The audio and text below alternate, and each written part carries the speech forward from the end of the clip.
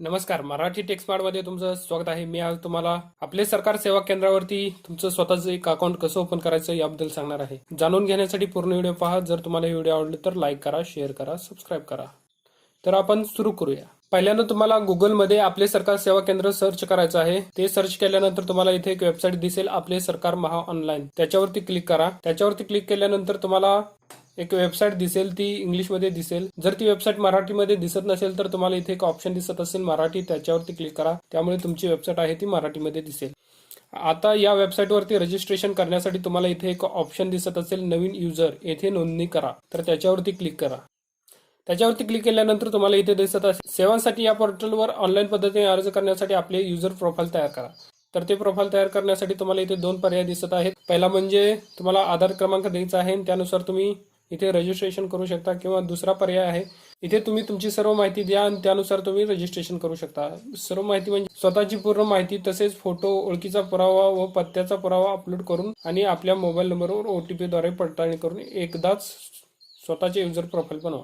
पर्याय 2 आहे तो क्रिटिकल आहे, परंतु पर्याय 1 आहे तो आधार कार्ड यूज करून eKYC द्वारे रजिस्ट्रेशन केलं जाऊ शकतं. पर्याय 1 यूज करण्यासाठी तुम्हाला तुमच्या आधार कार्डला मोबाईल नंबर कनेक्ट असणं आवश्यक आहे. त्याशिवाय तुम्ही इथे रजिस्ट्रेशन करू शकत नाही. जर तुमच्या आधारला मोबाईल नंबर कनेक्ट नसेल तर तुम्ही पर्याय 2 निवडा आणि तुमची माहिती भरा आणि इथे तुम्ही रजिस्ट्रेशन करू शकता. तर आपण पहिल्या पर्यायानुसार कसं रजिस्ट्रेशन करू शकतो हे पाहूया.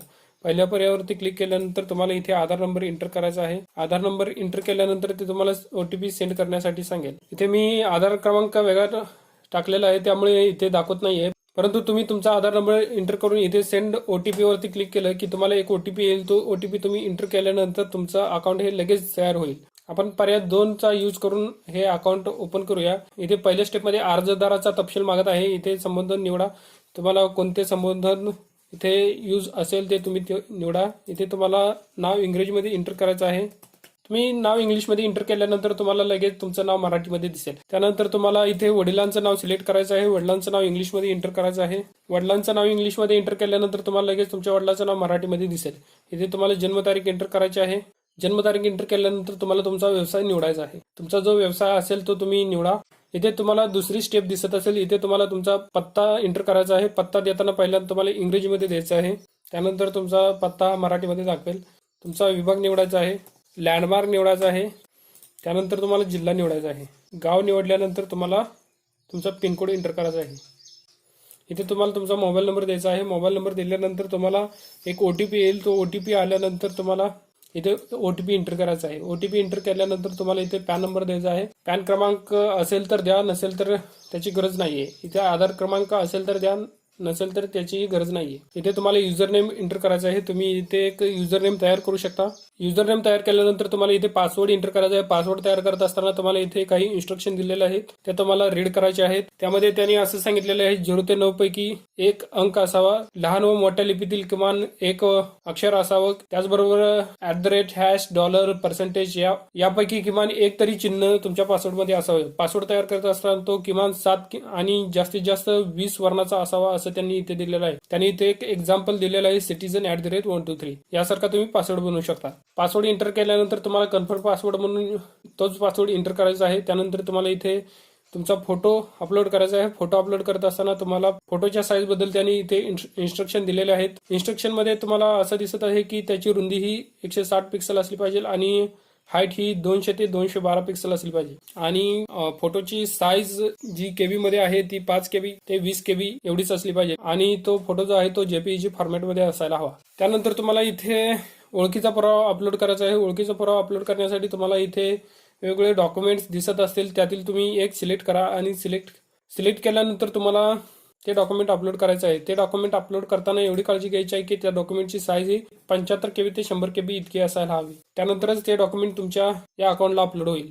त्यानंतर तुम्हाला पत्त्याचा पुरावा द्यायचा आहे. पत्त्याचा पुरावा देण्यासाठी तुम्हाला इथे डॉक्युमेंट्स दिलेले आहेत. शिधापत्रिका, पत्त्याचा पुरावा, आधार कार्ड, वाहन चालक लायसन्स, मतदार यादीचा उतारा 7/12/8, मालमत्ता नोंदणी उतारा, यातील तुमच्याकडे जे काही असेल ते तुम्ही इथे सिलेक्ट करा आणि ते डॉक्युमेंट अपलोड करा. हे सर्व डॉक्युमेंट सिलेक्ट केल्यानंतर तुम्हाला इथे एक टिक मार्क दिसत आहे. इथे त्यांनी कन्फर्मेशन मागितलेलं आहे.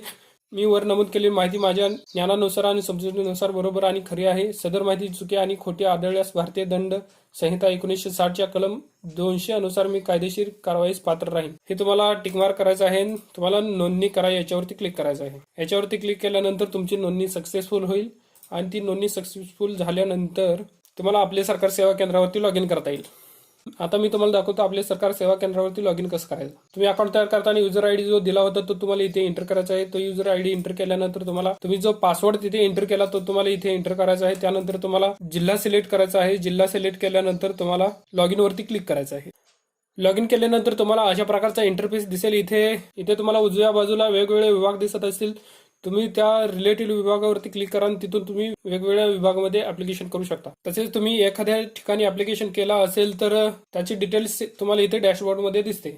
मी काही दिवसामध्ये तुम्हाला या वेगवेगळ्या विभागामध्ये तुम्ही कसे ऍप्लिकेशन करू शकता याच्यावरती व्हिडिओ बनवेन आणि ते व्हिडिओ या चॅनलवरती अपलोड करेन. अशा प्रकारे तुम्ही आपल्या सरकार सेवा केंद्रावरती रजिस्टर करू शकता आणि रजिस्टर केल्यानंतर लॉग इन करू शकता. लॉग इन केल्यानंतर तुम्हाला वेगवेगळे विभाग इथे दिसतील आणि त्यामधून तुम्ही ऍप्लिकेशन करू शकता. जर तुम्हाला हे व्हिडिओ आवडला असेल तर लाईक करा, शेअर करा, सबस्क्राईब करा.